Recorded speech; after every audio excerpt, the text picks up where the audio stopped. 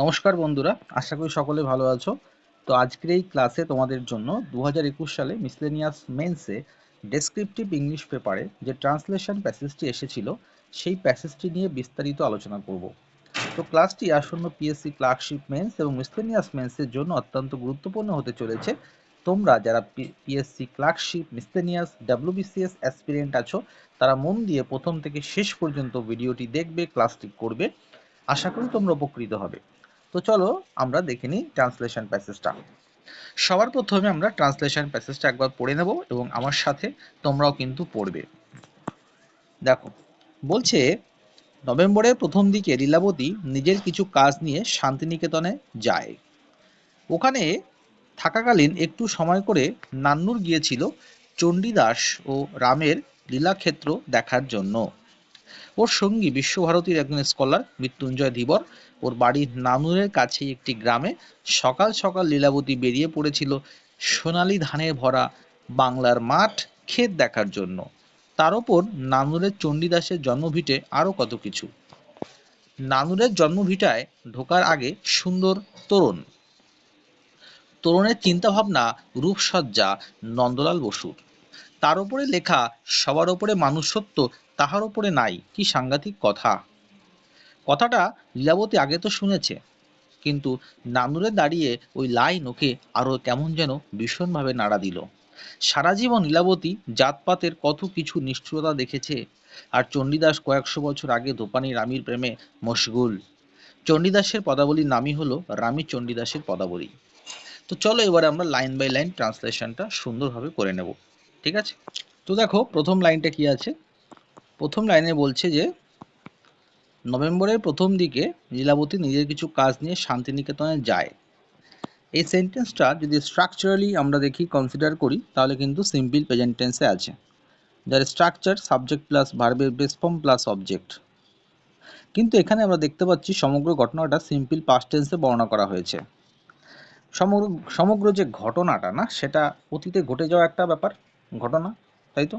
যার জন্য আমাদেরকে এখানে ইউজ করতে হবে সিম্পল পাস্ট টেন্স, অর্থাৎ subject plus V two plus object, এই স্ট্রাকচার ইউজ করব। যদিও এখানে আমাদের যায় অর্থাৎ সিম্পল প্রেজেন্টে আছে।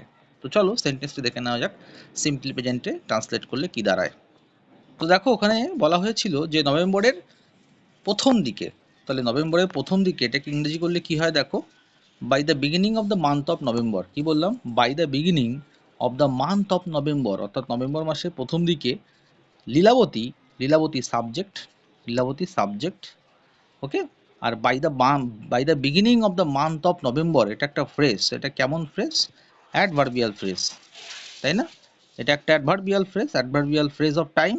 তো বাক্যের শুরুতে বসেছে, অ্যাডভার্বিয়াল ফ্রেজ হিসেবে বসেছে নভেম্বরের প্রথম দিকটা, ওকে। আশা করি বুঝতে পেরেছো।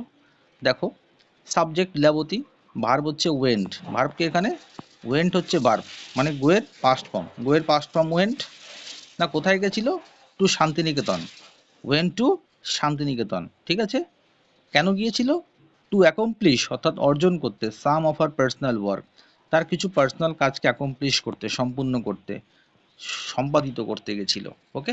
চলো দেখে দেখে নেওয়া যাক পরের সেন্টেন্সটা কি আছে।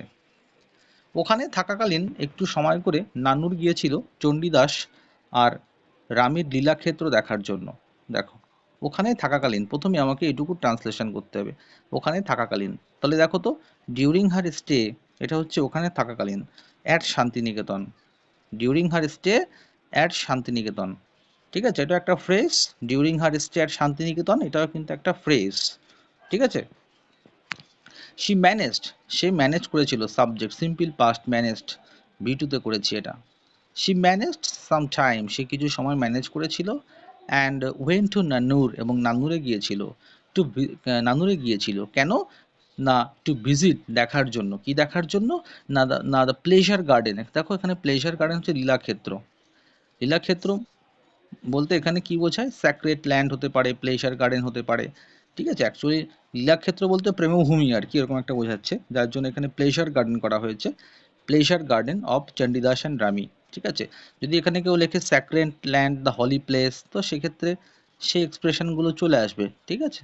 যদি কেউ স্যাক্রেড হলি তোমার প্লেজার গার্ডেন না লেখো, সেক্ষেত্রে তার পরিবর্তে এই এক্সপ্রেশনগুলো দিতে পারো, sacred land, the holy place, এইগুলো লিখতে পারো।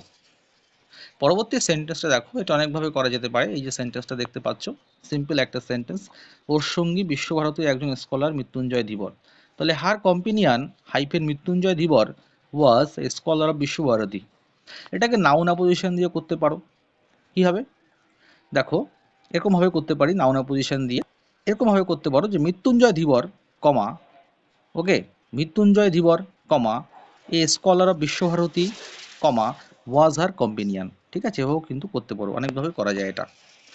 পরের সেন্টেন্সটা দেখে নাও কি বলছে। বলছে ওর বাড়ি নানুরের কাছেই গ্রামে।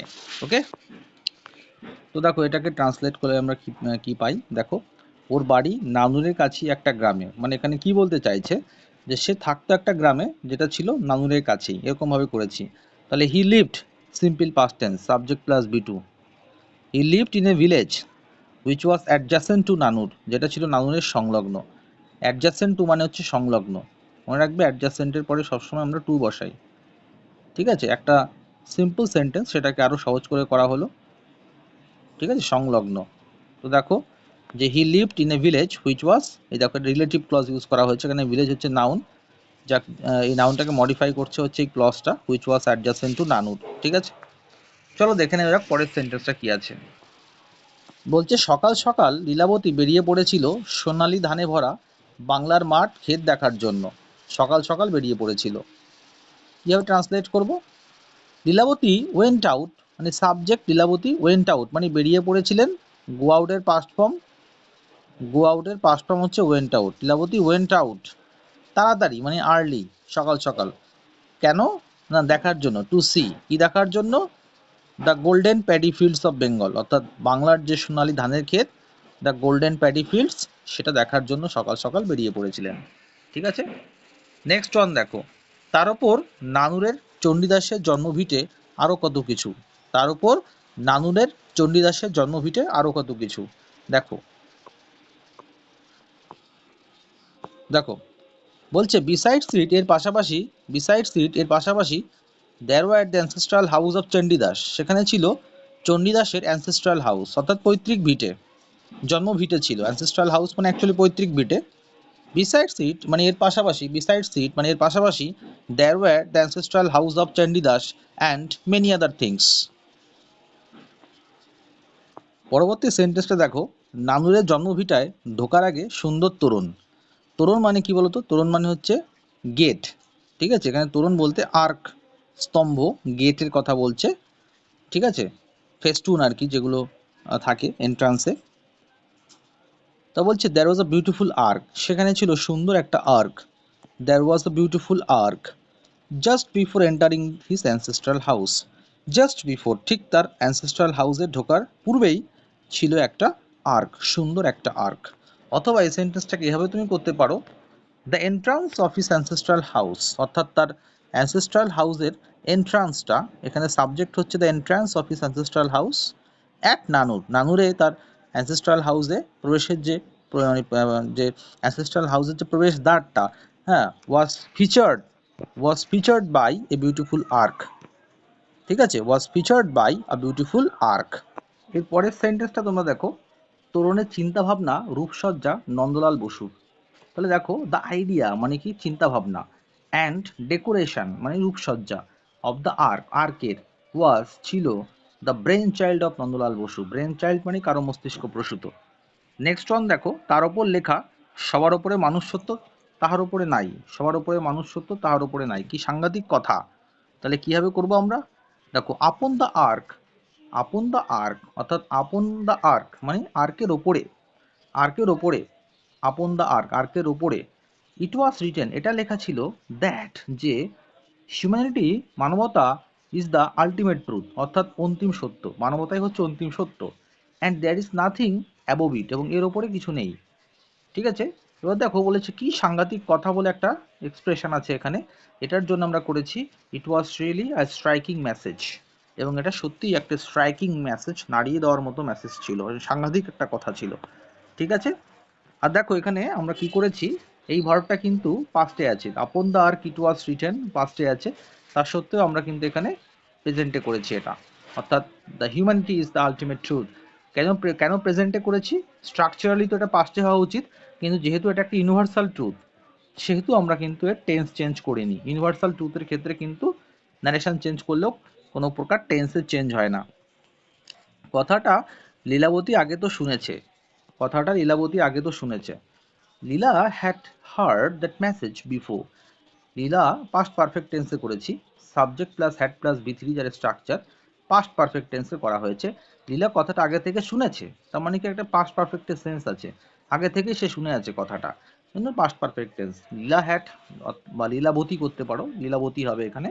Lilavati had heard that message, এই বার্তাটা সে আগে শুনেছে, বিফোর পূর্বে। তারপর বলছে কিন্তু নানুরে দাঁড়িয়ে ওই লাইন ওকে আরো কেমন যেন ভীষণভাবে নাড়া দিল। কিভাবে করবো? তারপর দেখো বলছে ওয়াইল স্ট্যান্ডিং অ্যাট নানুর, মানে নানুরে দাঁড়িয়ে থাকাকালীন। ওয়াইল স্ট্যান্ডিং অ্যাট নানুর মানে নানুরে দাঁড়িয়ে থাকাকালীন। She was moved, say moved হয়েছিল, তাড়িত হয়েছিল। টু সি দেখিয়া, টু সি দ্যাট লাইন, ওই লাইনটা দেখে তার কিন্তু সমস্ত মানে সে নড়ে উঠেছিল, মানে তাকে নাড়া দিয়েছিল সেই লাইনটা, বিদ্যুৎ থেকে তাকে নাড়িয়ে দিয়েছিল এই লাইনটা। তাই জন্য বলেছে শি ওয়াজ মুভড। পাস্ট মানে পাস্ট টেন্সের, সিম্পল পাস্ট টেন্সের প্যাসিভ ভয়েস ইউজ করছি, সিম্পল পাস্টের প্যাসিভ ভয়েস ইউজ করা হয়েছে। এখানে অবজেক্ট হচ্ছে শি, হ্যাঁ, মানে শিকে সাবজেক্ট হিসেবে ইউজ করা হয়েছে আর কি। হ্যাঁ, এখানে হারের সাবজেক্ট ফর্ম শি, তো সেই হারটাকে সাবজেক্ট ফর্মে নিয়ে এসে শি করা হয়েছে। তো শি ওয়াজ মুভড, তাকে নাড়িয়ে দেওয়া হয়েছিল। কেননা সে নড়ে উঠেছিল ভিতর থেকে? Because to see that line, অর্থাৎ সেই লাইনটা দেখে, to see that line inscribed on the arch, অর্থাৎ ইনস্ক্রাইব মানে খোদিত, ওই আর্কের ওপরে লাইনটাকে খোদিত অবস্থায় দেখে সে কিন্তু নড়ে উঠেছিল আর কি, ভিতর থেকে তাকে নাড়া দিয়েছিল এই লাইনটা তাকে। ঠিক আছে, তারপর দেখি পরের সেন্টেন্স। সারা জীবন লীলাবতী জাতপাতের কত কিছু নিষ্ঠুরতা দেখেছে, আর চণ্ডীদাস কয়েকশো বছর আগে ধোপানি রামীর প্রেমে মশগুল। চণ্ডীদাসের পদাবলীর নামই হলো রামী চণ্ডীদাসের পদাবলী। দেখো প্রথম লাইনটা ট্রান্সলেট করি। সারা জীবন লীলাবতী জাতপাতের কত কিছু নিষ্ঠুরতা দেখেছে। লীলাবতী হ্যাড এক্সপিরিয়েন্সড, লীলাবতী করবে এটা, লীলাবতী হ্যাড এক্সপিরিয়েন্সড মানে নিজের জীবন দিয়ে এক্সপিরিয়েন্স করেছেন, দ্য হার্শ ডিসক্রিমিনেশন, হার্শ মানে বাজে কঠোর, মানে ডিসক্রিমিনেশন মানে বৈষম্য। লীলাবতী হ্যাড এক্সপিরিয়েন্সড, নিজের জীবন দিয়ে সে অভিজ্ঞতা লাভ করেছে, the harsh discrimination of caste and creed. Caste মানে কি? কাস্ট মানে হচ্ছে আমাদের জাতপাত, ক্রিড মানে ধর্ম, জাতপাতের বেড়াজাল, জাতপাতের ডিসক্রিমিনেশন বৈষম্য তিনি সারা জীবন ধরে হ্যাঁ কিন্তু এক্সপিরিয়েন্স করেছেন, ঠিক আছে, দেখেছেন। থ্রট আর লাইফ, সারা জীবন ধরে, থ্রট মানে কোনো কিছু ধরে, সমগ্র অংশ ধরে আর কি, থ্রট দ্য উইক সারা সপ্তাহ ধরে, থ্রট দ্য মান্থ সারা মাস ধরে। থ্রট হচ্ছে একটা প্রেপোজিশন। আর আর বলে একটা কথা আছে এখানে, আর বলতে অন দ্য কন্ট্রারি মানে অন্যদিকে, Chandidas Chandidas was passionately fallen in love with Rami. এটাও প্যাসিভ ভয়েসে করা হয়েছে, চণ্ডীদাস হচ্ছে এখানে অবজেক্ট, ঠিক আছে, বাট চণ্ডীদাস কিন্তু অবজেক্ট, কিন্তু এখানে সাবজেক্ট হিসেবে বসেছে, অবজেক্টকে সাবজেক্ট করা হয়েছে। চণ্ডীদাস ওয়াজ প্যাশনেটলি, প্যাশনেটলি মানে কি ভীষণ মানে ভীষণ আবেগ ঘন হয়ে আর কি, হ্যাঁ, সে কিন্তু ভালোবাসা মানে প্রেমে পড়েছিলেন। কার প্রেমে পড়েছিলেন? রামির প্রেমে পড়েছিলেন। তাহলে অন দ্য কন্ট্রারি অন্যদিকে Chandidas was passionately fallen in love with Rami. হ্যাঁ, এবার রামি কে বলতো? The washer women. কি বললাম? The washer women. এবারে দেখো এটা নাউন অ্যাপোজিশন বলে, এই রামির পরিচয় কি? Washer women. রামি হচ্ছে একটা নাউন, এই নাউনকে কে মডিফাই করছে? Washer women. তাই এই ওয়াশার উমেন হচ্ছে নাউন অ্যাপোজিশন। দেখো এখানে ওয়াশার উমেনের পরিবর্তে লন্ড্রেস কথাটা ইউজ করতে পারি। লন্ড্রেস মানেও কিন্তু ধোপানি, লন্ড্রেস, ঠিক আছে। তারপর দেখো আর লাইন আছে, চণ্ডীদাসের পদাবলীর নামই হলো রামী চণ্ডীদাসের পদাবলী। তাহলে কি লিখবো আমরা? দেখো দ্য ভার্সেস, ভার্সেস মানে কি? পদ্য বা কবিতা।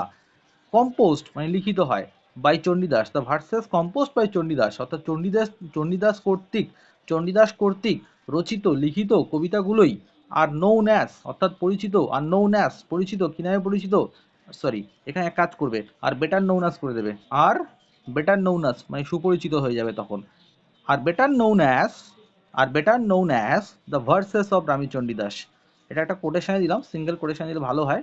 হ্যাঁ, the verses of Ramchandi Das.